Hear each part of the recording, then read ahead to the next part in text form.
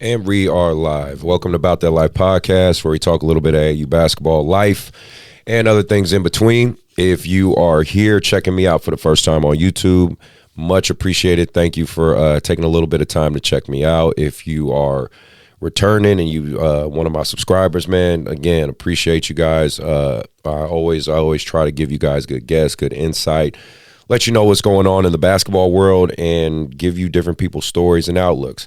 If you can, do the HBO special, hit that subscribe, hit that follow, help a brother out special, right? It's much appreciated as always. God bless. But check out the intro. We'll see you when you get back. Hey, Bout That Life Podcast. If you're not a subscriber, you need to be. You have to be. You're learning about the game. You're helping your young athlete on and off the court. Check it out. Bout That Life Podcast.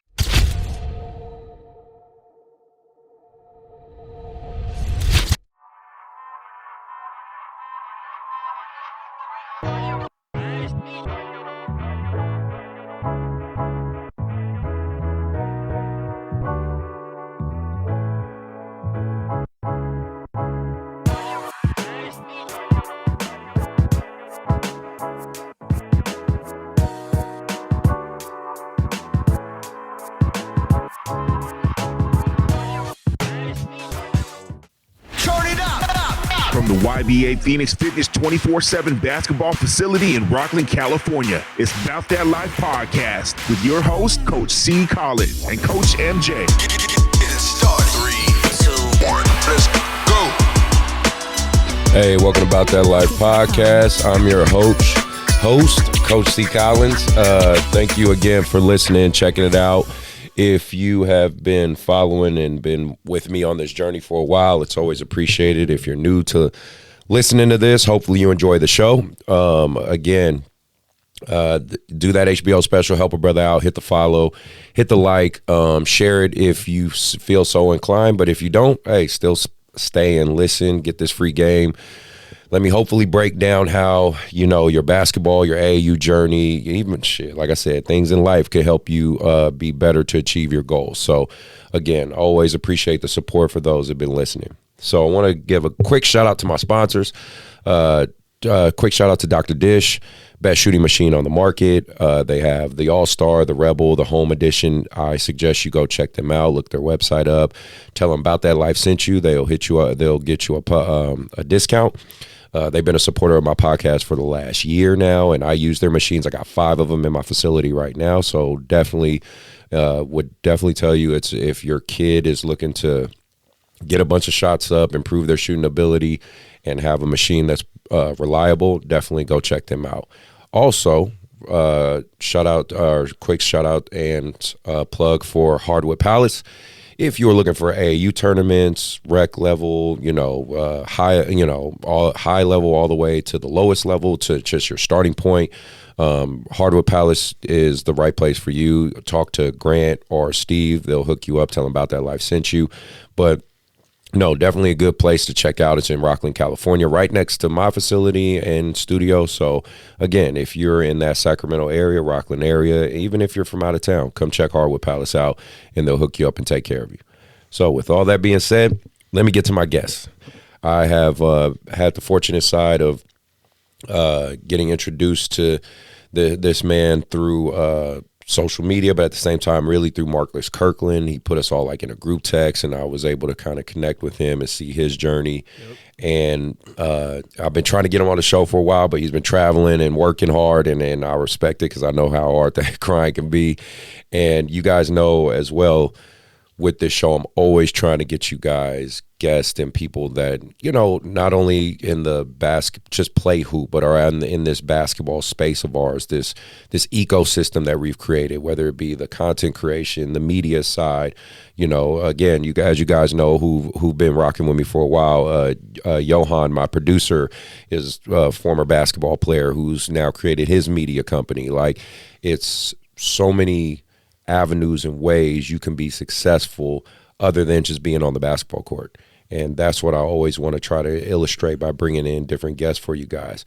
So, we're going to get into who he is, how he got into his space, what his aspirations are, his journey, his quick testimonial, if you want to call it that. And then, of course, we're going to talk about the usual stuff that we love to talk about, what's new in the basketball world and what to expect.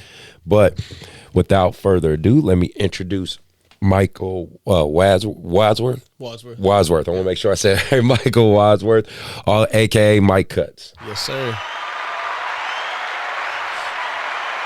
Appreciate you, man. Thanks for coming on the show. No problem, man.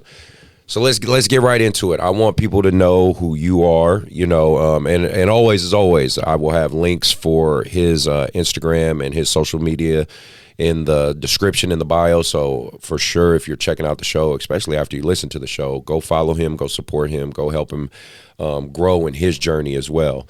But let's get right into it. Let's talk about your basketball journey, whether it's AAU, high school, collegiately, professionally, and everything else in between. What's your basketball journey? Yeah, absolutely.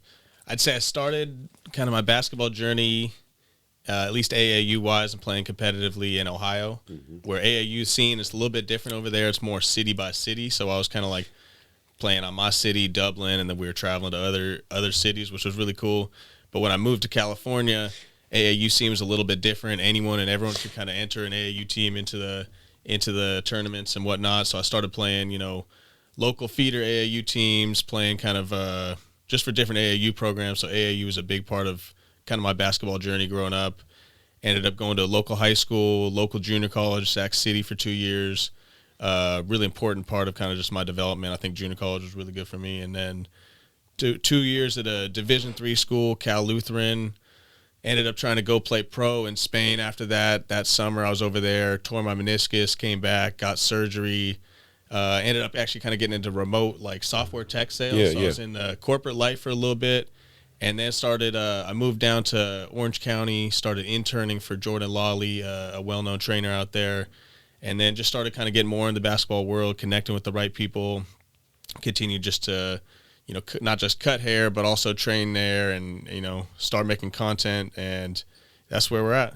All right, good. So then let's get right into it. So, I always ask this of my guests, usually always my first question, being removed out of AAU basketball, so to speak. Obviously, you're not playing it, but what I'm saying, you guys, you get to kind of have the outside look, right, from the outside in, and obviously have gone through that process yourself. What is your thoughts, pros and cons with AAU basketball where it sits today in 2024? Mm-hmm. I think that's a good way of putting it, kind of looking at it from the outside in, because most of the stuff in terms of AAU, probably stopped playing myself in 2014. It's now 10 years later. So what I'm seeing is from the outside, doing individual skills training and talking to these kids, asking about what programs they're a part of, what that looks like, and the structure and stuff. But do kind of get a view from the outside in. And I think what I'm seeing more, just as AAU trends a little bit, is a lot more games, a lot more social media hype. Which, can be good or bad. So I'd say, like we were talking about a little bit earlier, I think AAU, if it could kind of go more towards maybe not the full European style, but somewhere in between, where we're getting more practices, more development for the players, but at the same time making sure you're getting enough reps and getting to play out there, whether it's pickup or AAU, just tournaments.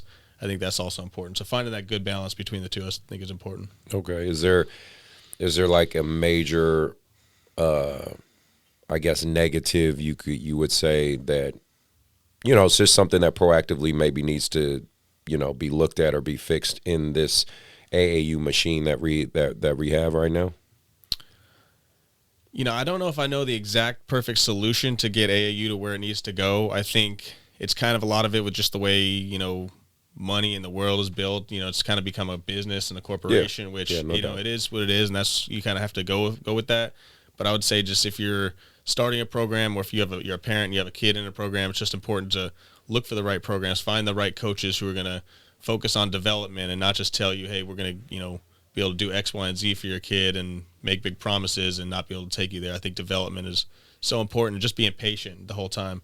Like we were talking about, there's no one quick fix, no shortcuts, no one drill that's going to take you from one level to the next. It's that daily consistency, and I think all that's important. That ties into kind of AAU as well. Okay, so and I want to circle back on kind of your journey, where you said you tore your meniscus, and obviously having surgery, and I've torn an Achilles, so trust me, I get the thoughts and the kind of the misery you go through, kind of sitting there and letting your body heal and thinking, man, can I ever hoop again, and getting through the mental side of it. But what was able to help you kind of go from that injury and keep going and kind of keep pushing through?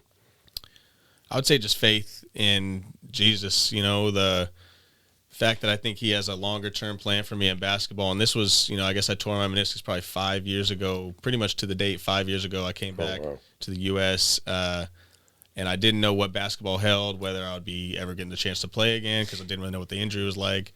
Didn't know, and then COVID happened where, that kind of put a lot of everything was shut down, and everything was shut down. So I think it's just, it's been definitely an important part of the journey. Never knew how it was going to affect me, but just having faith and kind of hope in Jesus, and I think that's really what got me through it. All right. And with where you're at now, and in case, again, obviously for my listeners or people, if you guys also don't know what he mentioned it, but if you guys don't know, he cuts hair, and that's kind of his niche, so to speak, outside of like being a hooper. He cuts hairs for NBA guys and do like quick interviews, and he's a content creator on top of being a basketball player, right? Which overall I kind of like this in this current climate where you have a lot of pro athletes having their own podcasts and things like that. And you do, and like Deion Taylor is someone who comes to mind. He's a former overseas pro basketball player, Sacramento guy that's now a movie director and a successful movie director. At that, I like that they can see that athletes, we have more interest than just our sport. You know what I mean? Yeah. But our sport is the catalyst that bridges a lot of these gaps and helps build these relationships, right? Absolutely. So let's take that pivot and talk about, what got you into cutting hair, and, what kind of gave you the idea of like, what, I'm going to, go cut NBA guys' hair and, make my content and keep going from there. Yeah. Cutting hair, it's been just a long journey. I started actually at Sac City. A buddy of mine, David, he was coming to practice every day, and he had a fresh cut. Probably, I never saw him with a not fresh cut. So I asked him, I was like, do you go to the barber? Like, how do you go like 2 or 3 times a week? And he was just laughing and kind of said, like, I cut my own hair. Okay. And seeing that it could be a fresh cut, you could do it yourself, I started learning from him. He kind of taught me a few things. And then when I really got to Cal Lutheran, I had my dorm there, and it was kind of a fake it till you make it sort of scenario where I was telling everyone, hey, I'm a big time barber. But really, I was just learning it up. But I learned from just practice. And then doing that kind of, took me down the road. At first, while I'm posting content, it was before and afters, just like transformations of haircuts. And then once I started doing the basketball training and cutting people on the basketball court, I was talking to another buddy of mine, Pat, and we were just having a great conversation in the chair, talking about, he does a lot of overseas ball, so we're just having a really deep conversation in the barber chair, and he's like, you got to be recording these things. Right. So I started just recording them and throwing stuff out there and seeing what worked. And it's definitely changed overall, in terms of being, started off maybe more so as a podcast, and now it's more quick clips. But I think you're right. Everyone has their niche, and just whether it's, doing media or creating content or coaching or training, there's so many avenues you can do with basketball, and I think it's just important to find what interests you and go after it. Yeah, and I've been watching your content for a while, but like I thought it was really cool when you've had chances and opportunities to do those quick interviews with the NBA guys or WNBA and just, have those candid conversations, you know what I mean? So I definitely suggest, if you guys are listening or checking this out on YouTube, go look at his stuff. It's actually pretty cool. It's really innovative. And I feel like you're in your own lane. You know what I mean? Like nobody's necessarily doing what you're doing. Obviously we live in a day and age, a lot of people are creating content, but I'm saying you found a unique area that's specific for you, which is really cool. I appreciate that. Yeah. Overall, for the basketball side of it, right? For you still playing, because you still hooping, you still active. I see the videos, man. So you still doing your thing out there. What aspirations, goals do you have for yourself when it comes to the basketball aspect side? I mean, the core of my love for basketball comes from hooping, whether that's, playing games, playing pickup, 3-on-3, 5-on-5, training. I love all aspects of it. So continuing to stay in the game as long as I can is definitely important. Just this last weekend, I got a chance to try out with a couple different G League teams. Nice. So I was training, going to that. And my favorite part about that was really just the training going into it, because I just love that aspect of it. But I don't know what the future is going to hold for basketball, whether it's more so on the content side, probably more so than on the playing side. But I just love to be around the game, love the people you can meet, like, Chris here or other, hoopers or influencers or whatnot. I think I like being around the game. So that's kind of my main focus. No, that's great, man. Have you ever thought, well, like you've been training and stuff, have you ever thought of coaching? I think, I love and I have a lot of respect for the coaches who do the team coaching. I definitely find myself having more of a passion for the individual skills coaching, whether it's the skills training or even just kind of tying in, sport performance, lifting sort of stuff into the individual level. I like to see the individual person grow and see what they can do.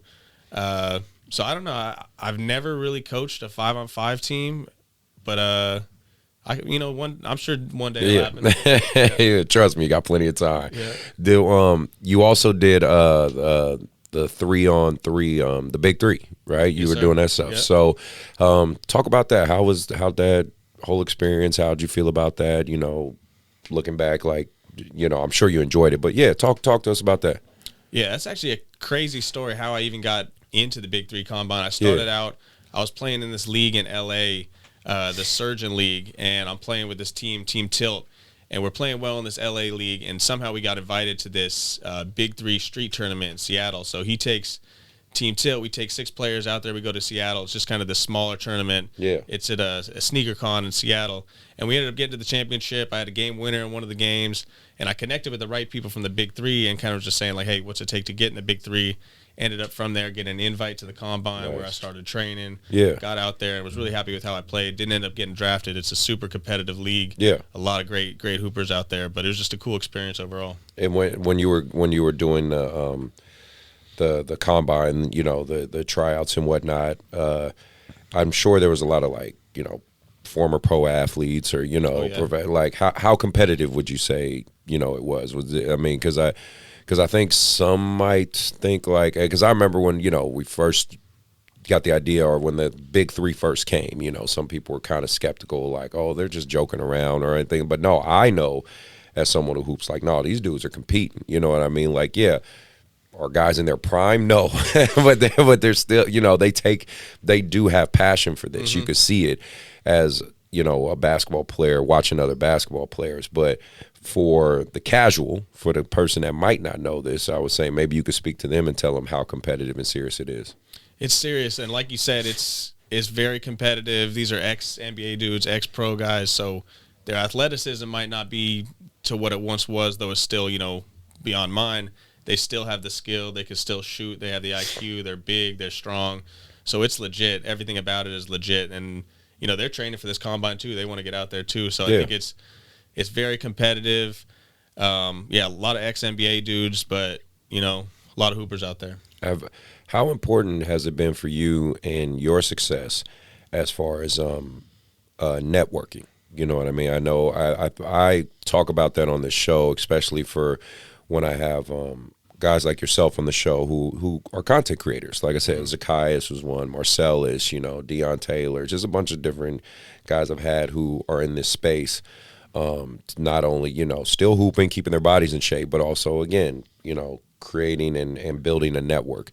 How important has that been for you in your success? Very important. I think a network is very important. I think where I really got skills from that is actually, I was talking about, I worked in the corporate sales world. And in there, you're making 100 cold calls a day and reaching out to 100 people, and you might get heard back from 5, 10 people, if that. Right. So just kind of using that same drive, that same sense, whether you're a high school kid reaching out to colleges for recruiting, if you reach out to 100 schools, you might hear back.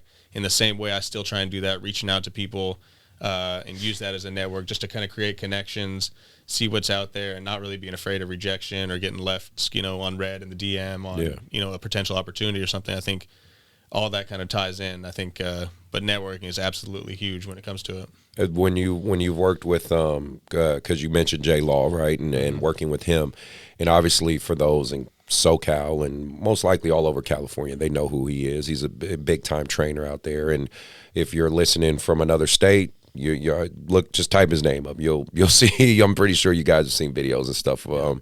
But you know, having his support, you know, meeting him, working with him and the people and the network he has access to, you know, how supportive has he been in your journey, and maybe how helping provide those opportunities for you?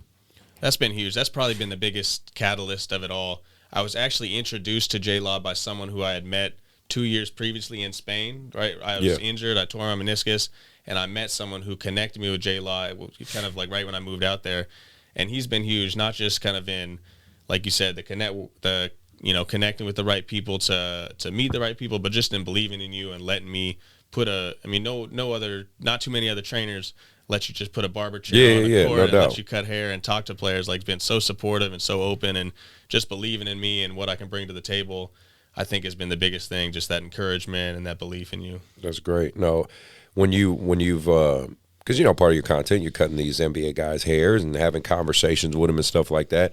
Has overall your experience when meeting most of these guys been overall positive? So much so more positive than I would have thought. Okay. Like you were saying, every person, there's a human behind the player. Yes. And like, once you get to know them and sit with them in a barber chair or whatever, they're very open to talking about what their life, what they ate that day, just random, you know, things that go on in their life.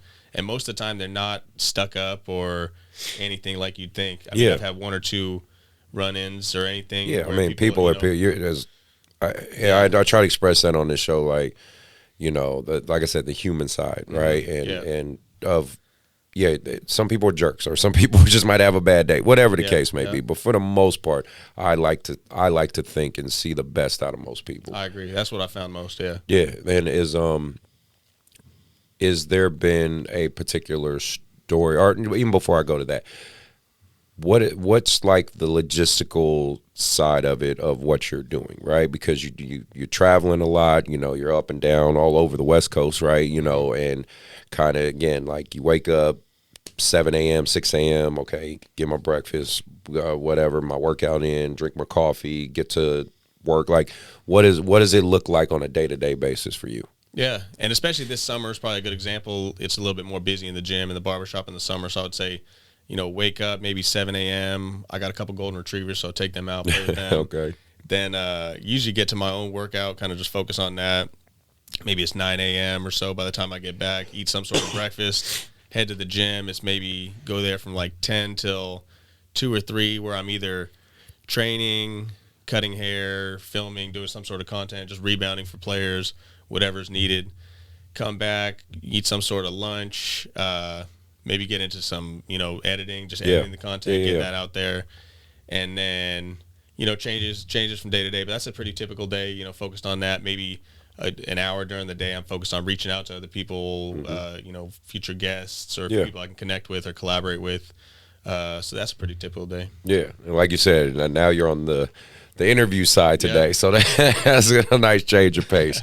I only got a couple more questions before we move into our other segments. So I know we alluded to, as far as, you know, just kind of seeing how things manifest and, you know, seeing what the future unfolds for you. If you had, so I want you to speak to the youth that's listening to this right now, or watching it on YouTube or whatever. Let's say they have an interest like yourself. They look at kind of you and they go, man, I want to do that. I want to hoop. I want to cut hair. I want to maybe try to network and talk to people and do what Mike's doing. What are 2 or 3 pieces of advice or key things you think they need in order to be successful? I would say, just first off, embrace rejection. You know that people might not like your content at first, or when you reach out to someone, they might not respond to you or laugh at you for putting out content, especially if you're new to it. So I would say embrace that. You know, if it's something you're interested in, just do it and go after it. Just put content out there. I think a lot of people are just scared to have the perfect content or scared what other people are going to think. And sometimes I'll find myself when making content, okay, I want to make this perfect, and I'll just have to. Sometimes you just got to put it out there. And, you know, they say, what is it? Good is the enemy of great, or whatever the quote is. I know what you're talking about. You know, but I think that's important. And then as a kid, just focus on getting better every day. Some people trying to, until you've kind of found who you are and your identity, don't try and, make too much content about specific things. Maybe just improve yourself as a basketball player, as a person. Make sure you're doing right in school, diets right and stuff before focusing on other things. So focus on the core things and then kind of whatever you have interest in, and then make content around that. Okay. Yeah, it just, content creation has become such a viable market. You know what I mean? It really is very cool from my perspective. Just like we talked about earlier, the old man in me, but being able to see anyone has a chance, obviously hitting that lightning and going super viral and getting super famous. I mean, that everyone's not going to get that that luck of the draw. Mm-hmm. But the good part about what we do here, everybody gets a chance, right? Yeah. And that's kind of why I like that premise, because that's essentially how it works in AAU and with basketball. And is everyone going to make it pro or D1 or no? But everybody's got a chance. Yep. You know what I mean? And that's all you can hope for, right? Yeah. Is if you're a parent listening to you, and their kids, hey, I want to go into content creation, I want to be a basketball player, I want to, like I said, they want to walk the same path as yourself. What advice would you maybe give to parents that are listening, or, 2 or 3 things maybe you might want to give them as a word of advice to help their child find success? That's a good question. I'd say as a parent, encouragement is always important, setting the right boundaries, making sure your kids are, being respectful in the way they post content and reach out to other people is important. But at the same time, if they're going after something that's important or they're passionate about it, I'd say just encourage it, push it, help them any way they can. And then just as a parent in terms of AAU ball, be patient with the coaches and the kids. Like we were saying, there's not one drill that's going to take you from a blank, X player to a Z player that quick. It takes consistency. It takes that day-to-day work. So don't put too much pressure on the coach or the kid to the point where you find yourself as a parent stressing out. I feel like, don't try and live through the kids too much, but, focus on development as the player as a whole. And for you, have your family and friends been really encouraging about, this journey you've been walking on and things like that? How important has having those people in your corner been for you? Yeah, no, that's very important. I would say, family and girlfriends that, push you and support you when you tell them, hey, I want to go play in Spain. Yeah. They're supporting that, even though, they're not sure what the future might hold. When you tell them you want to post content and do this, they're supporting it. I think that's so important, just having the right circle around you, people supporting you. And if people aren't, then maybe you don't have the right people around you. And if you got to do it by yourself, then sometimes you just have to take that up and do it by yourself. But having the right people is definitely a huge key. When you're making your content, or like you said, when you're editing and doing it, are you pretty much like a one-man army doing it yourself, or do you have like a couple people now that, really can help you out? Like I got Joe, he helps me produce all this, as you met, but like for you, do you have like, is it a lot of it you doing it yourself, or kind of you just got a couple people that been backing you up and helping you grow with your brand? I'd say for the most, kind of just a one-man army in that aspect, which I've enjoyed. And, it takes time. There's a learning curve to learning how to edit, or even just being on a podcast. At first, you're finding your voice and building the confidence in your voice. But as you go through, you'll meet people with different similar passions. They might have, basketball is the main passion, but they do photography or they do media, or you can pick their brain about this or X, Y, Z. So in general, it's me doing the editing and all that, but having people along the way that you can learn from is also huge.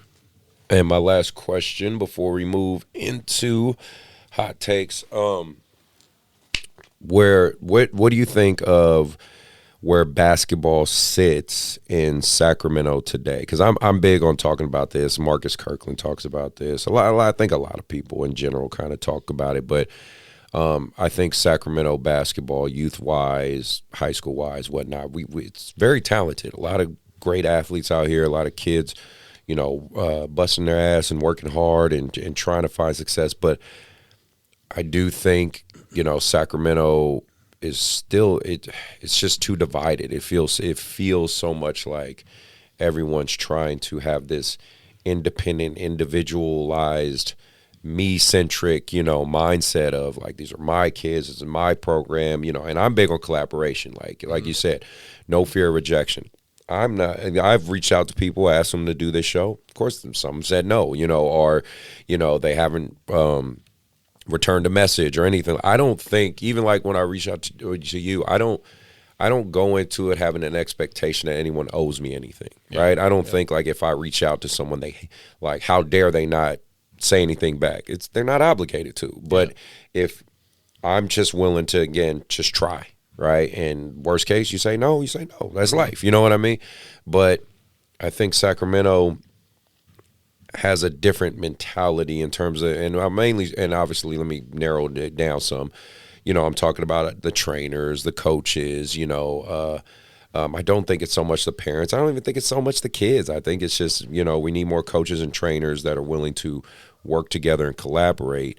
But I'm just curious your thoughts on where you kind of see Sacramento basketball. And again, it could be in the AAU scene, the professional scene, the high school, whatever you see, just your outlook on it all. Yeah, that's a really good question. I have a different perspective, I'd say, now being out of Sacramento for 3 years, kind of looking back in. I come and I visit pretty often, but different to see it. But I see what you're saying in the sense where everyone's, I trained this kid, he did this, I trained, I think you can go so much farther as a team and a city than you can alone. And I think that's where it takes people like you coming in and leading and creating the culture and saying, here's how we're going to do things. Just someone just kind of create and lead that, to take them along the way rather than everyone else trying to, tear down at one another. But as a whole, when I look back at Sacramento from outside in, when I see players get drafted from here, it's always like, hey, I'm bragging on Sac, I'm bragging on the Kings no matter what they're doing. Like, I love Sacramento as a whole and love seeing basketball just develop and seeing programs develop, seeing kids come out of here and be successful at the D1 or the professional level. Like, I love that. No doubt. So let's go into hot takes. All right. Okay, so let's talk about the first thing. Of course, we got to talk about the NBA moves they're making there. Teams gearing up. Obviously, it's football season right now, so this is kind of that in between time for the NBA where guys are either working hard individually or starting their training camps, things like that. But before we get all into that, got to ask you the same thing I ask everybody. Give me your top 5 of all time. Doesn't have to be in order, but your top 5 all time. And then after that, your top 5 currently playing. Top 5 all time. It might sound like a newer age top 5, just because I have so much respect for this new generation of hoopers and the skill that they have. So in no way am I trying to disrespect the old heads. I'm not sure what you're going to think of this top 5, but you got to have Steph. Okay. Steph at 1. Yeah, no order. There's no arguing with that one. Got to have Kobe in there. Okay. No argument. Got to have LeBron. Yep. I'm putting KD in that squad. Okay. So I got 4. I need one more.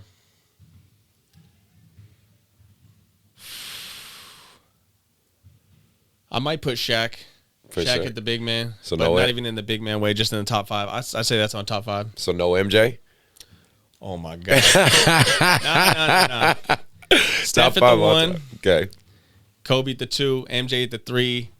LeBron at the 5. And then we're putting KD at the 4. Okay. Doesn't even have to be a starting 5, but that's my top 5 regardless of position. Top 5. Okay. Yeah. And then that MJ miss was crazy. Don't worry about it. It happens. It's a lot of talented players. So so then who's your top 5 actively playing right now? If you had, to pick the top 5. Okay, I'm gonna think about this one. Take your time. Hey, it's a tough question. I think Steph's still there. Okay. I think Jokic is there. All right.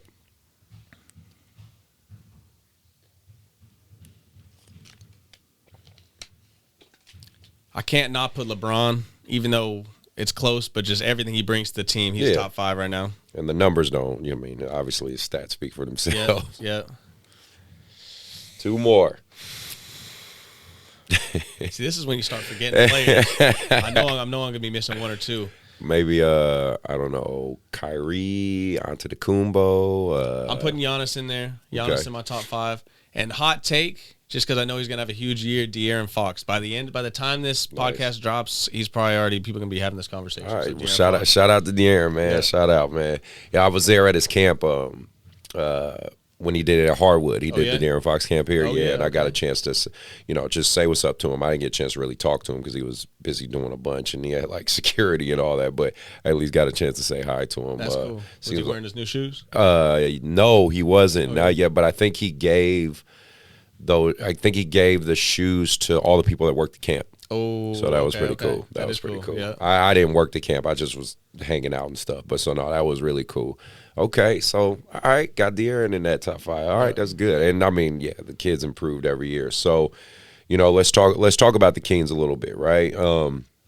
Malik Monk signed, Love Malik. right? Got a Yeah. great deal.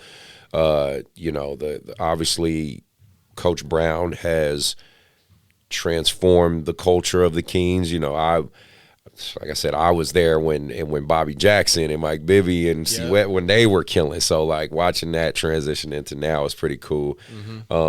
What do you overall think the Kings might do this year, or how they might do this year? I think they're gonna have a better year than last year. I'm curious and hopeful for DeMar and how he's gonna fit into the team. I think he's one of those guys that can fit into most any role, and he's such a skilled guy. Yeah. He's a little bit on his tail end, past his prime, but that's still DeMar. I know he's going to hit some big shots this year, and I think the Kings as a whole, I could see him winning 5 more games than they won last year, and maybe going a round or 2 further in the playoffs. Right. I'd like to see that. Yeah, I mean it's always interesting. Obviously in the West is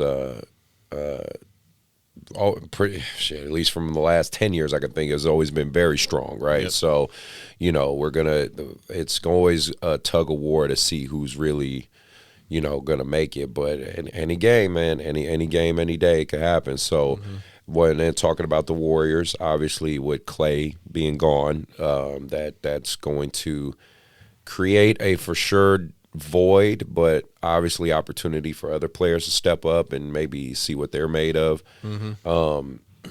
I'm a Warriors fan. So just so I'm a Warriors fan, and then I'm always but I'm a true Warriors fan. Like most people know, I was when we were total dog shit. Like for years and years and years, I was still a fan. So like I'm because that's who I'm rocking with, who I've been rocking with. But like talking about Steph,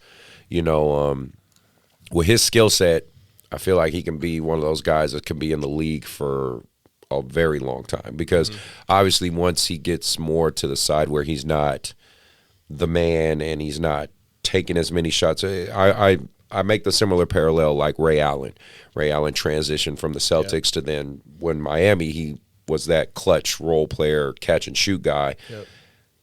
It's a matter of if Steph is willing to become that, but if he decided to, can you imagine him just strictly just being a catch and shoot guy and all, like That's you weird to think don't about. know what I mean? Like Yeah. you don't have to build around. He doesn't have to create his own shot. You pair him up with some young guys and he's just playing that role. I mean, that he probably excel in that. You know what I'm saying? So, how many more years do you kind of think with these older stars, like the KD, the Stephs, LeBrons, basically the guys on the Olympic team that were the veterans.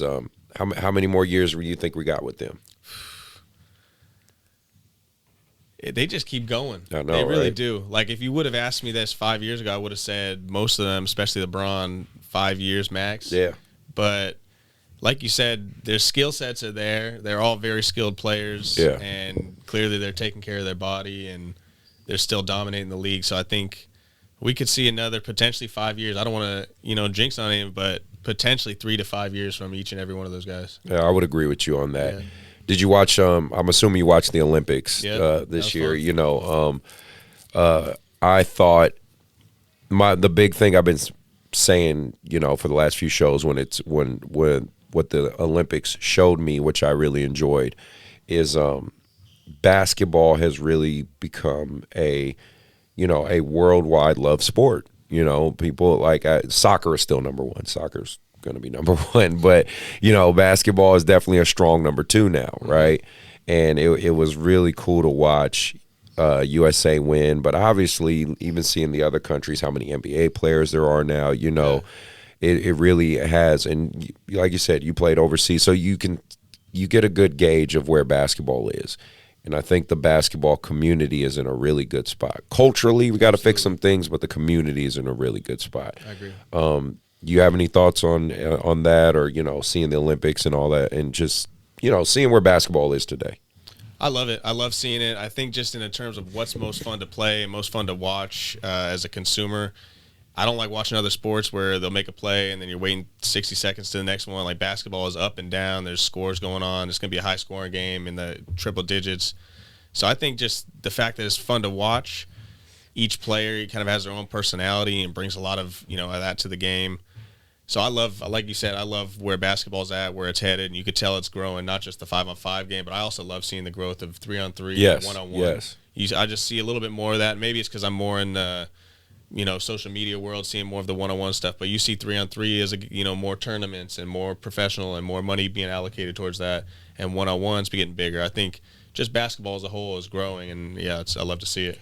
And I want to talk about the content space now, with the what I call the new Hollywood, right? The social media is the new Hollywood. Like when I had Zacchaeus on here, we talked about what he's doing. He has like 1.7 million subscribers on YouTube. You know what I mean? I'm like, that's crazy, right? Yeah. Like, so, and you see these guys, like Deshaun from Last Chance U. I talked to him pretty frequently in just our one-on-one conversations, and he said it. He said, me having this media presence and my celebrity and whatnot has helped me to get opportunities to other places, which I overall think is cool. Now, of course, you still got to ball out. You still got to keep your body in shape and still be ready to go, but it's just getting a foot through the door, right? Which I think is great because, some people might hate on that. I think it's great. I think if your media allows you to have an opportunity and you make the most of it, well, I don't see the problem with that, but I agree. There's always going to be opposition no matter which way you go with things. I'm with the content creation space, meaning like the ball is life 5-on-5 stuff, the like you said, the 1-on-1 stuff, the reaction videos, just all of it. What's your overall thoughts on it or your perspective on it? I love it. I love seeing it, and I'm in that world more, so I see more of it, and I connect with more of those dudes, so I see it. But if people are going to be consuming content, it's might as well be basketball and have some humor to it. And, people are going to be on their phones regardless. So let's have it be about basketball and creating content that's positive and uplifting and talking about, what you're passionate about. Have you ever thought of maybe making a pivot into some of those spaces, like doing the 1-on-1 stuff or the, where like Drifty J, where they go do the 5-on-5s at different parks and all that stuff. Have you thought of trying? No, I love that. Yeah, okay. That'd be cool to do in the future. I've gotten a chance to play in a couple 1-on-1s. Jesser had like a 1-on-1 for 10K. I ended up losing in the first round, but Dev in the lab, he's had a couple 1-on-1s that I've gotten out to. So I love that space. But I'd love to do park takeovers or 24-hour fitness takeovers or something. I think those are cool. The only thing I'll say I don't like in the content space that I'm dealing with that annoys the shit out of me is you got all these guys now making the troll teams where they put them in hardwood, because I'm like, my parents are paying, I'm trying to coach, and they make these fake teams and put them in the actual AAU tournament. Yes, it's happening more and more. Kids are doing it more. And it's like, and Steve and those guys, the directors are trying to nip it in the butt when they can, but a lot of people enroll in these tournaments online, so they just put in the name and the division, so he doesn't necessarily know if it's a real team or some bullshit team, and so he won't know until the day of when they play against like one of my teams, and I'll text Steve like, bro, Steve, this isn't a real team. This is some kids that are bullshitting and playing around. That's actually hilarious that happens. So do you find it's usually like people who are older, people who just can't hoop and have it's a combination. Like usually they'll have like maybe 1 or 2 kids who actually hoop and played hoop, and then the rest are just a bunch of their buddies just joking around. Like, I was playing like this. These kids were throwing the ball from half court. It was like, come on, man. Like, are you serious? Because the part where it's tough. It's like, if they're gonna do that, this is what I say, or at least to me the best way. Just tell the director, just say, hey, this is kind of a joke team. Can you tell the other team, or can you, put us against other people that might be doing the same thing as us? But I get they're trying to get the realism of it. I get that, but it's like, bro, my parents get so mad at it. Like, they're like, what the hell did we just sign up for? Because you got to remember, parents are paying for the tournament. They're paying the entry fee. They're paying, you know, they obviously, they're traveling like that. So they don't want to see this shit. I believe it. Have you ever found yourself, like, gone back and saw YouTube and that's what was going on? No, I have. Well, I heard that's one time one of my teams was like record on I don't know specifically which one. That's what I'm saying, because there's so many, there's you know, younger kids now that are trying to emulate what you guys are doing and create their own channels and stuff like that. But I have heard, like, they're like, oh, Coach Chris, I just saw your YBA team on TikTok or all this. I'm like, great, whatever. I don't, you know, I'm like, I don't give a shit. Like, but I do know it's just one of those things that that's annoys me, but I get it. You know what I mean? Yeah. I get what they're doing. I get it. For you, so do you use, like, basically all social media platforms like Instagram, TikTok, you know, Snapchat? Do you use all those, or which ones are your main ones? I'd say my main ones are Instagram, TikTok. Getting into YouTube, I know the long form is really what people recommend, is like the long form. Most of my stuff's been short form, so I'm trying to get better at that long form stuff. Yeah, I've tried out TikTok and a little bit of Snapchat. Just haven't found as much success on it. Honestly, even three platforms tough. Some people say really focus on one or two. Yeah. I try and be on as much as I can, just kind of throw it out there and see what works. Yeah.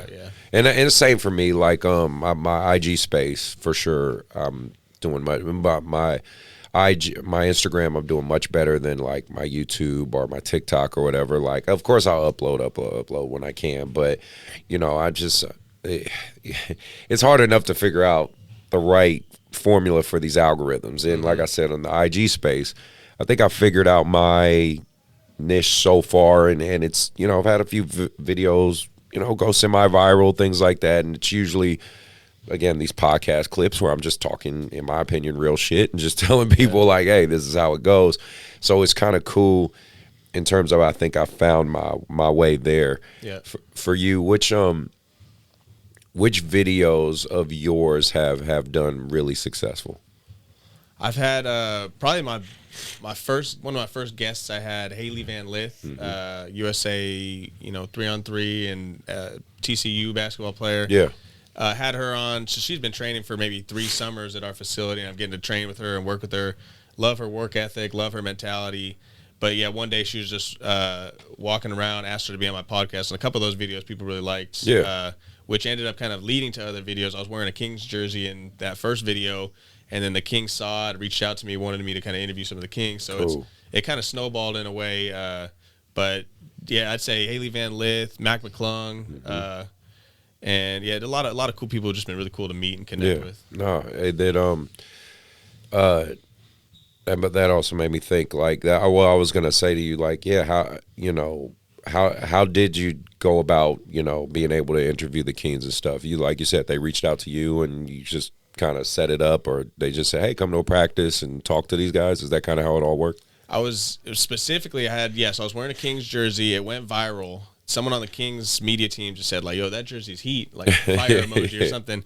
And then for the next 2 or 3 days, I just was spamming the Kings in their comments on my story and tagging them, hitting them on TikTok and Instagram. And finally someone got back to me, and I saw a DM, and they wanted me to come out for media day. Nice. And I was just ecstatic, you know, because that's my team, right? And, you know, all that. So it was just cool. All right. I'm hoping one day. I ended up meeting Mike Brown here. He was at Hardwood, watching some games, and I talked to him and someone from the media team. I'm hoping I can get him on the show one day. I hope that could happen. Yeah, like, I love Mike Brown. I definitely would love to sit with him and talk with, you know, pick his basketball brain apart and how, you know, what he's done to help really motivate these guys. And it's interesting, you know, me watching in the NBA space, because, like, I want to say I'm starting to see coaches have to kind of adapt with the changing of the times in terms of, okay, for instance, you have the NIL stuff, right? You know, people, kids, you know, high school kids, college kids can make money now, you know what I mean? And really accumulate a level of fame, and they are their brand, you know, which I think is a good thing. But obviously, it can be a tricky thing, right? Because you start wondering, is the passion for playing still at the forefront when money's involved, right? Because that's the business side of it, right? Do you have any thoughts on kind of what you're seeing when it comes to college players making money, high school players potentially making money, just the NIL in general? Yeah, and you had a good point. I think it's finding, is that person really love the game and that's why they're doing it? Or, it's something they probably would have usually figured out when you get to the NBA, 18, 19, 20 years old. And now people are, having that decision to be made, where they're going to college because of the NIL. So definitely not something I experienced as a player, especially a D3 player. Right. Didn't have, wouldn't have probably had a ton of money coming my way either way.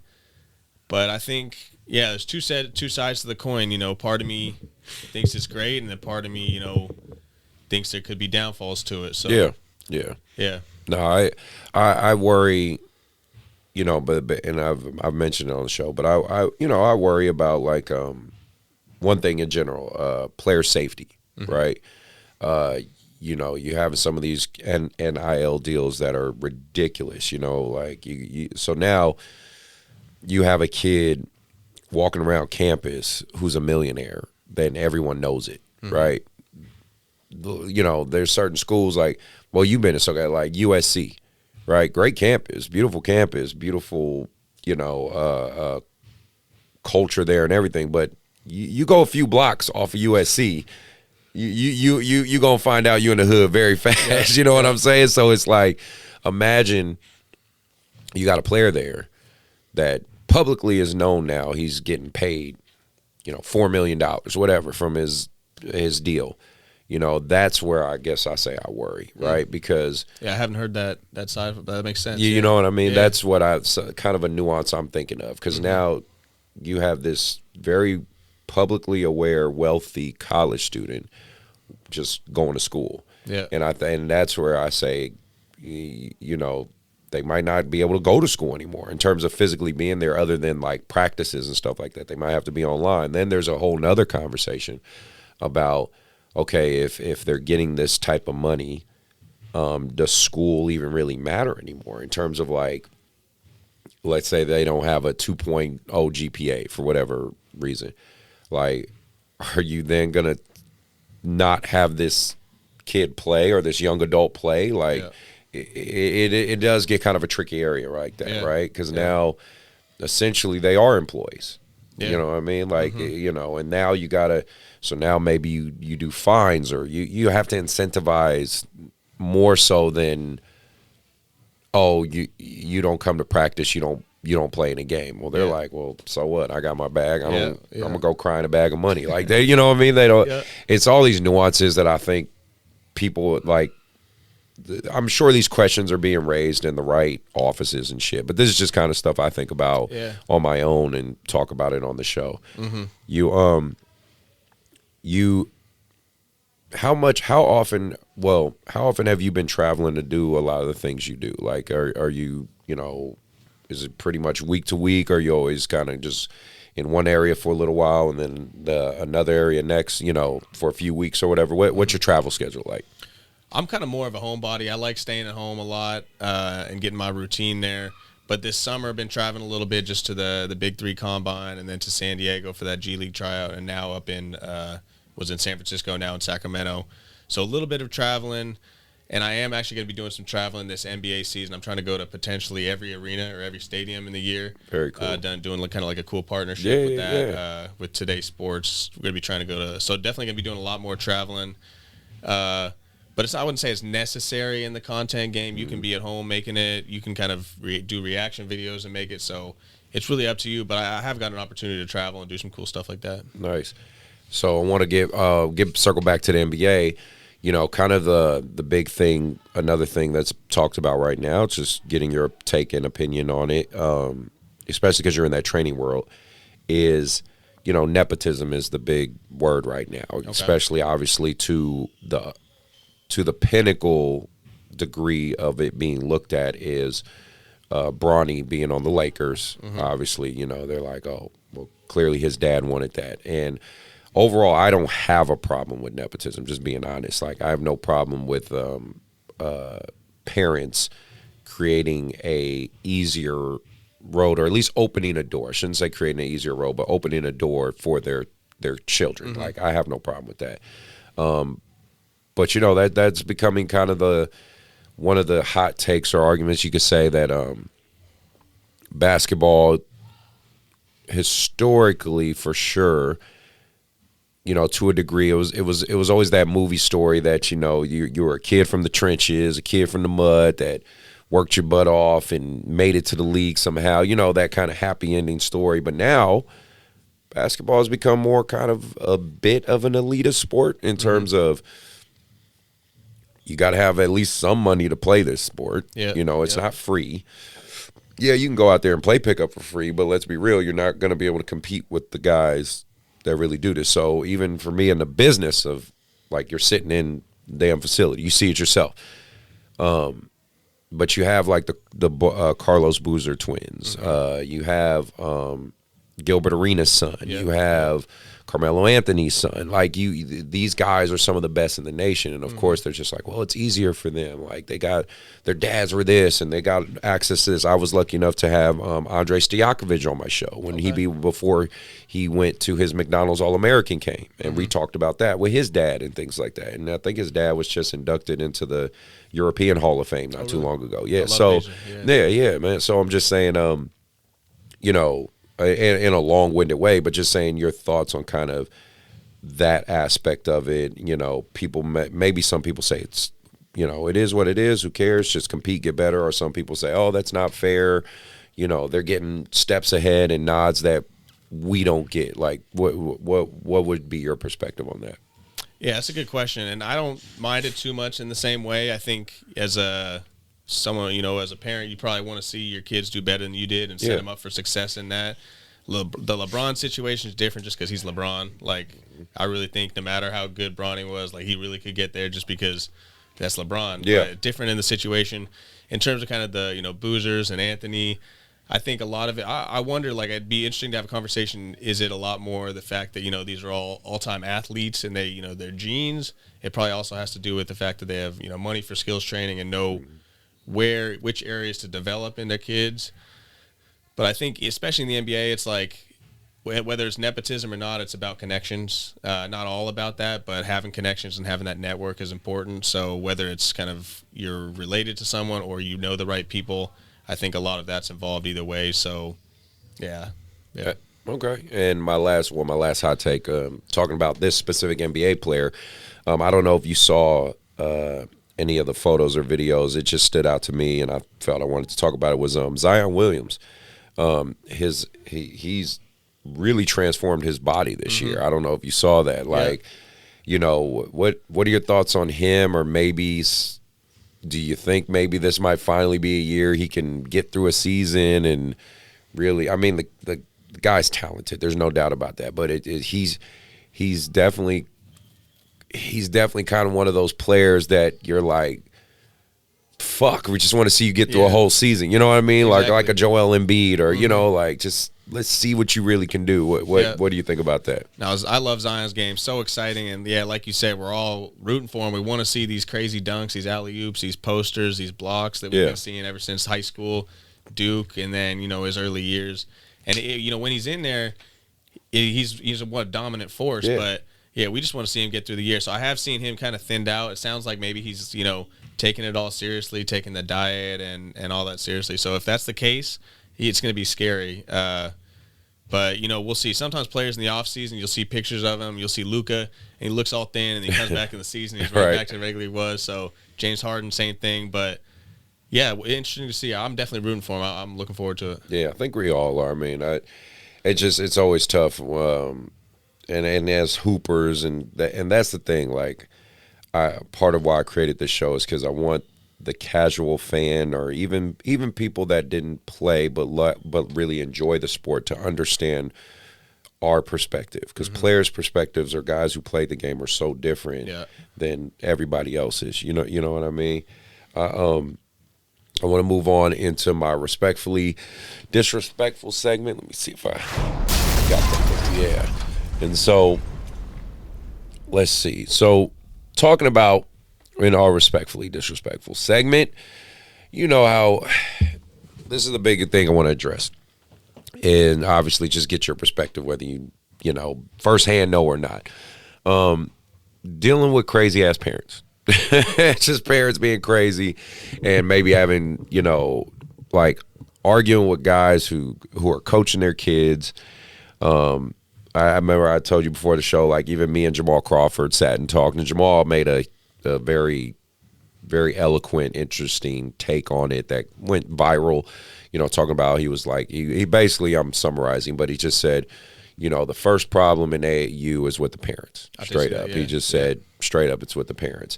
Do you got any input or any thoughts on that, on just, you know, the parent culture in terms of the negative side of it, obviously, because there's great parents too. Let me not discredit that. I have great parents. I've had very good parents, but I've also had crazy ones. I've also had the negative side of it. What are your thoughts on kind of that side of all that?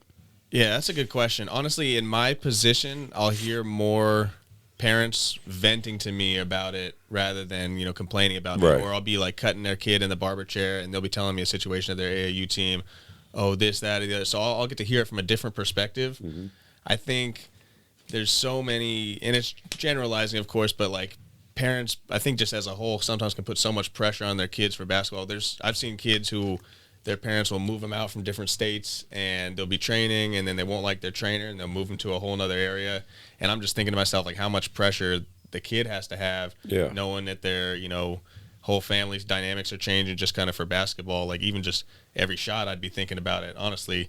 So I think finding that balance as a parent between supporting and encouraging your kid while still, you know, not putting too much pressure on them. Because at the end of the day, if the kid doesn't want to do it, they're either not going to be putting in the work or they're going to get to that level and be miserable, or it's just not going to be happy in the long run. So it's probably tough as a parent. I'm not a parent, so one day it's probably like a whole nother inner battle, because every parent like knows their kids. So it has to be some sort of inner battle that I'll probably face one day. But from the outside in, you have to think like, just do what's best for your kid. Don't put too much pressure. Just support them and encourage them. Yep. With the training side of it, what would you recommend that, you know, because I talk big on this show when it comes to parents and kids using discernment, right? You got to use discernment when you're picking your trainers, when you're picking your shooting coach, your basketball coach, all these things, just like in life. I mean, that's a life thing. You got to use discernment on like who's a good person to be around, who's not. Like that's just life. Mm-hmm. But for you, what would you recommend for, you know, parents and kids to look for when they're trying to pick a trainer, when they're trying to look for someone to help work with their young, you know, themselves or the parents' young athlete? Mm-hmm. What are some qualities maybe they should be looking for? Yeah, and I like the word you use, discernment, because I think that's important in all aspects of life, but especially this, when you're choosing someone to kind of coach and develop and take your kid from a journey of not a skilled basketball player to where you want them to go. I think that's really important. But I would say, first and foremost, if a coach is telling you something that sounds too good to be true, sometimes just take it with a grain of salt. If they're saying they could take your kid to the next easy D1 town without even seeing your kid, you know, right. Be wary of that. I'd say that's an important thing. That's kind of what I would add to that. Okay. No problem. It's ain't no wrong answer. I would also actually add, like, look for a trainer that you get along with, respect as a person, and trust them as a person as well. You know, if it's a trainer and they're BSing you, or, you know, they're even with something, you know, they're not good with money, or, you know, had an issue with that, like, everything is important when it comes to like respect and the culture they're building. So if it's not something you would want your kid to be emulating, their attitude and everything, don't send them over there. But, you know, find the people who really are going to develop your kid in the right way. Yeah, no, I like that. Yeah, I'm big on just trying to tell, because, like, my style of coaching, I'm a crazy-ass aggressive coach. Like, that's just the old school in me. But I always tell parents I'm respectful and I'm fair and I'm objective, mm-hmm. right? Even I can be in a game, my star player sucks, it ain't your game. You got to sit your ass on the bench. Yeah. This kid, bro, who might be my 11th man, is somehow having the game of his life. Hey, cheer him on. Like, you know what I mean? Like, there is no – that's the biggest thing I hate when I hear when parents try to say, like, oh, there's favoritism. I say, like, look, man, most coaches that I know typically want to win. Right. Yeah, when I'm guilty. If I'm in the game, I want to win. Now, development is still always important to me. That's always at the forefront. But, you know, is there times where I have to sacrifice the quote unquote development or what could potentially develop the kid to try to get the win? Well, yeah, I might have to do that. If we're in LA or Vegas and we're playing in some national championship tournament, yeah, okay, I got to shorten the bench up. I got to go with the guys who've proven and have done this, and you know what I mean? Like that's what I try to tell parents. When you're paying for youth sports, you are paying for the experience of the sport, like the experience of the sport. You're not paying for playing time. You're not paying for, you know, priority. You're saying, okay, I'm going to pay for this tournament, pay for this practice time, and pay for your services as a coach. That's essentially what you're paying for. But you're not paying to guarantee your son has 30 minutes a game. Yeah. Right. So that's the distinguish I try, the what I try to establish right away when I'm coaching my teams. Right. Have you ever heard stories, or has any of your parents or anyone vent to you or talk to you about kind of some of the downsides of AAU or the corrupt side, you know, people taking money or, you know, like you said, saying a bunch of bullshit about, oh, we're going to get your kid here, this is going to happen, and then it doesn't happen, and then they just basically ghost and leave them. Like I've heard enough horror stories. I'm just curious if you've heard some of these things on your end. Yeah, I mean, luckily never been on too many crazy AAU stories, but definitely hear something, you know, you're planning on playing for X program, and then it falls apart, and you hear through the streets, oh, he just took the money they ever had from him and just left, and you'll hear stories about that, and that's just kind of the world we live in. But luckily never been kind of – my AAU experience was really good overall. Had proper, you know, both development and chance to kind of prove myself as well. So luckily never been a part of that, kind of the worst parts of that.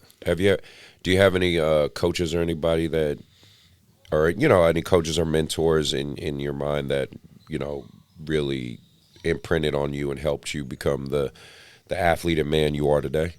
Yeah, I would say, honestly, my game – is a little unconventional. I play a little bit more flashy, but the coaches who've been able to understand kind of what I can bring to the team have gotten the most out of me, and there's been coaches who really believed in me. One of them was my AAU coach, Coach Jones. He kind of let me play my style of game and push that, as well as my AAU coach, John Florence. He would, you know, I'd be having a bad game shooting, he'd tell me to keep shooting. Just little things like that just show that your coach believe in you, and that they also kind of, you know, I think it's important as a player for me that I respected the coach. That was the first and foremost, you know, not just respect him as a person, but respect that they can take my game to the next level. Because I've had coaches where I'll go a whole season and don't feel like I got better.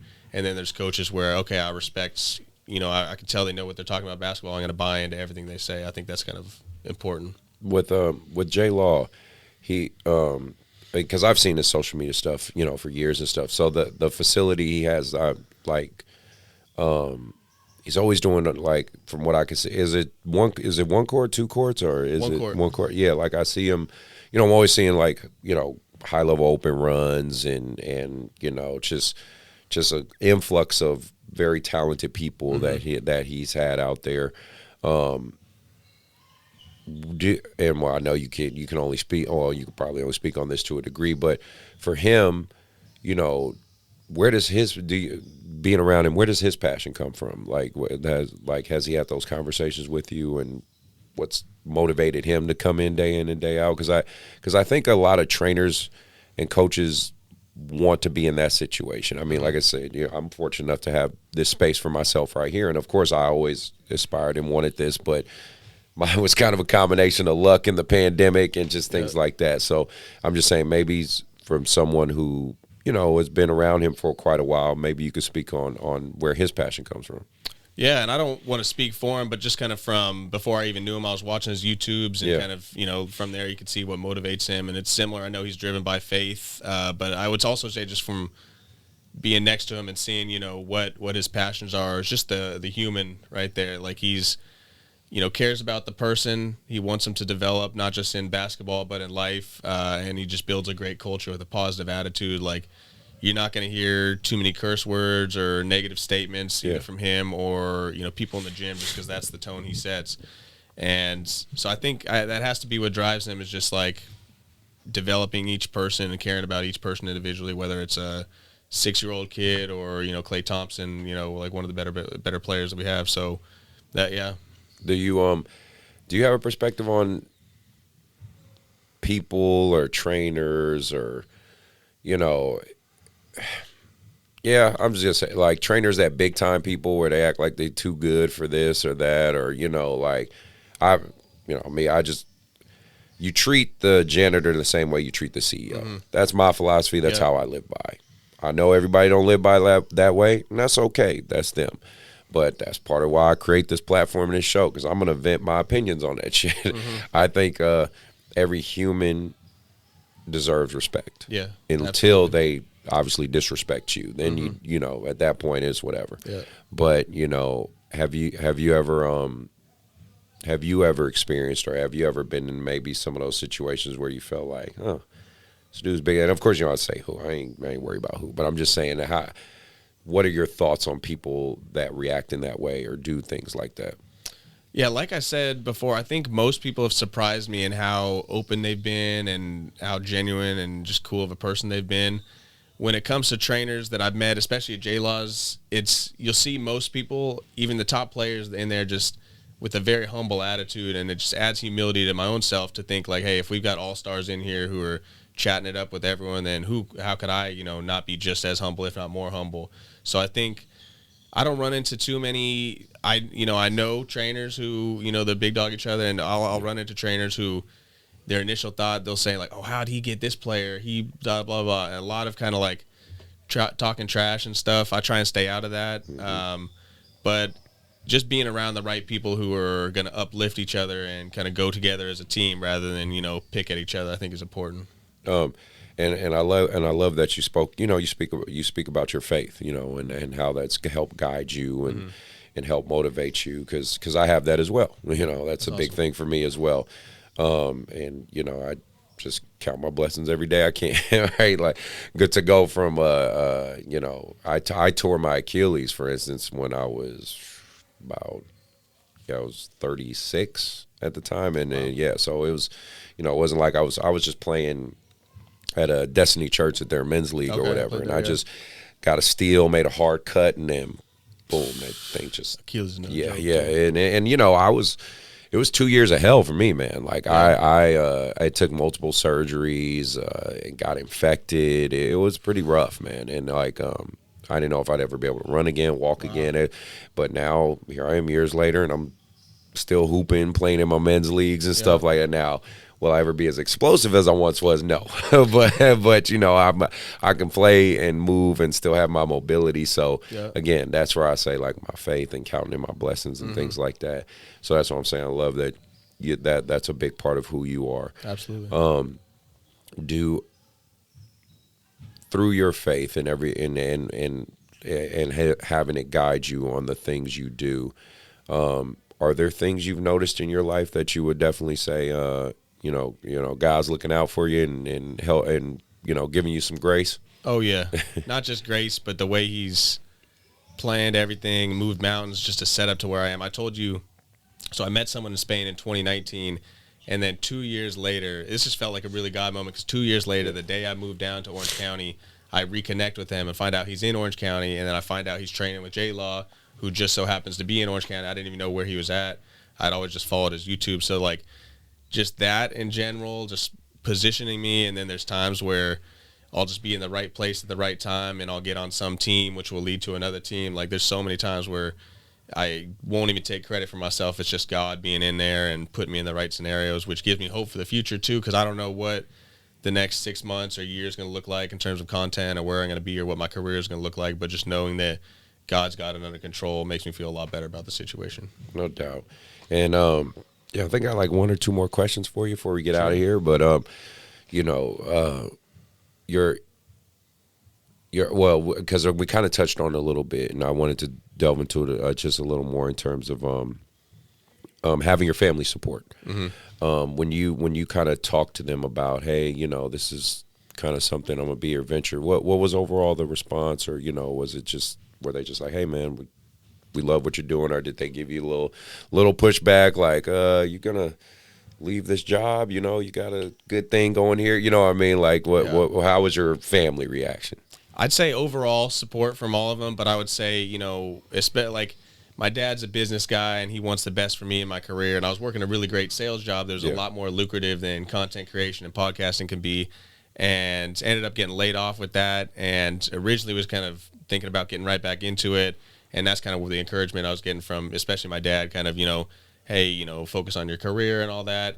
And then as I've gone through and gotten more partnerships and stuff, you'll feel more support. You know, they're saying, you know, like congratulating you on a big partnership where I get to, you know, go out to the NBA arenas or something like that. So overall support. But even when I was going off to play ball in Spain, you know, had some people saying like, hey, maybe you just graduated college, maybe focus on getting a job. But, you know, and then some people saying this is the only time in your life to go after that. You might as well go for it now. So, but in general, just overwhelming support. And even if it's not the exact what I want to hear, I know that they care about me and want what's best for me, and they're just offering their opinion. So, okay, yeah, having that support's been huge.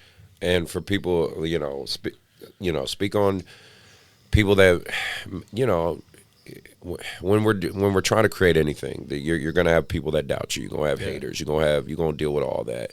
You know, what would you like to say to those maybe looking at what you do, or you know, watched you when you started to where you're in now? Your haters, your people that might think like, oh man, you ain't gonna make it or whatever. What would you like to speak on or say to them?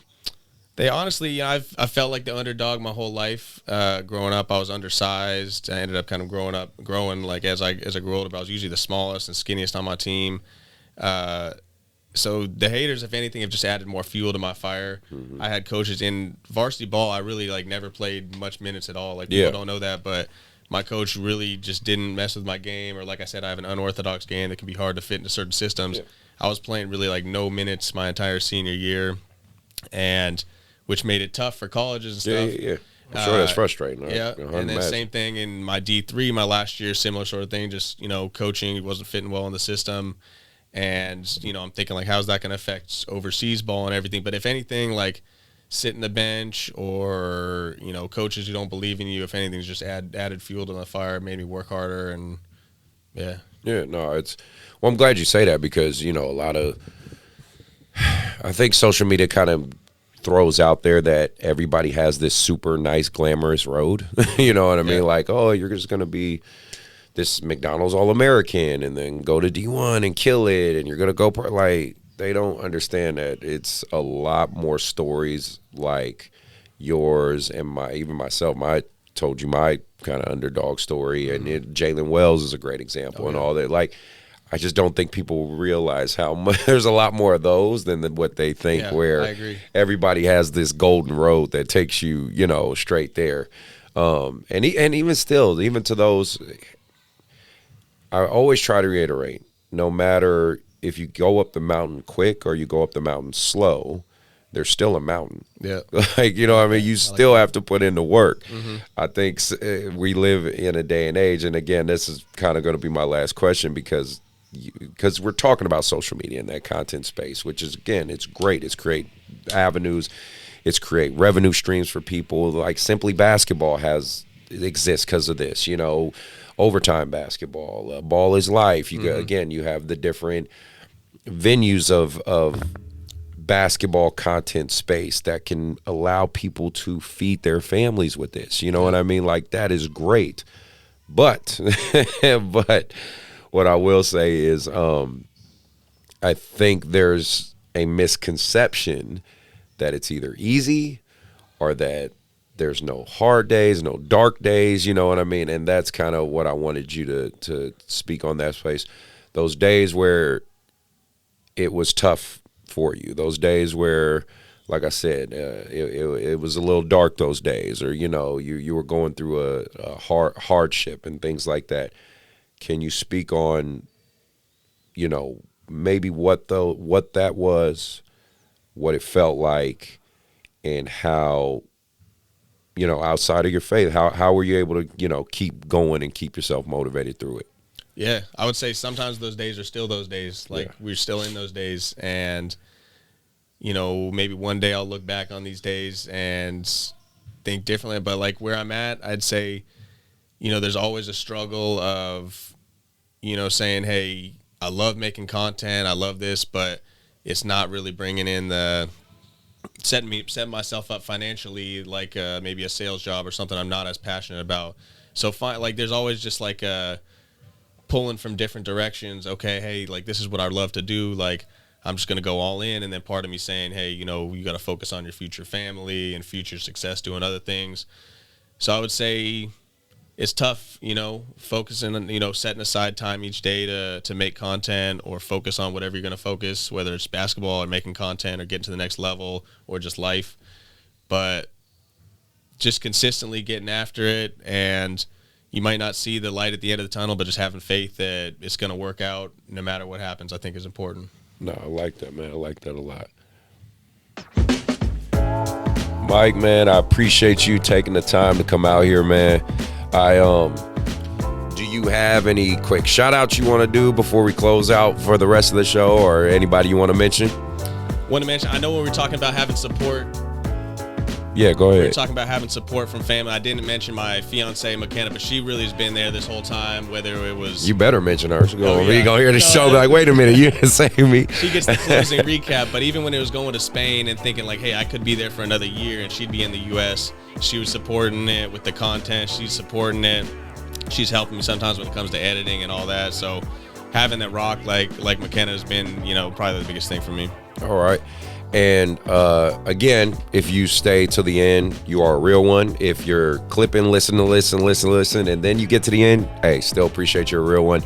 I will just reiterate, just to repeat, I'm going to have links to Mike's social media in the description, so you guys can go check him out, check out his content. Again, do the HBO special if you feel like it. Hit that subscribe and that like button, or the follow if you're listening to the audio side. As always, I will keep trying to do what I can in terms of bringing great guests for you guys, in terms of speaking my piece on my opinions of this game that we all love. Hopefully this is still helping everybody. I know I appreciate the DMs. I appreciate, my people coming up to me at basketball tournaments, say, hey man, love your podcast, love this guest. Like, I'm very blessed. Let me just put it like that. I'm very blessed and very fortunate to be able to have this platform and this little room of mine to be able to shed light on a few things. So again, if you're listening, if you're checking this out, take care of yourself, take care of your body, keep working hard, stay on the grind, run your race. I'm sure you'll find your success. And as you can see, we all preaching the same thing, man. It's all just a matter of timing and hoping a lot of things align to make moves for yourself. But until then, be safe. Take care of your bodies, right? Work hard. And then and we'll see you next time on next show. We're out. Peace. Yes, sir.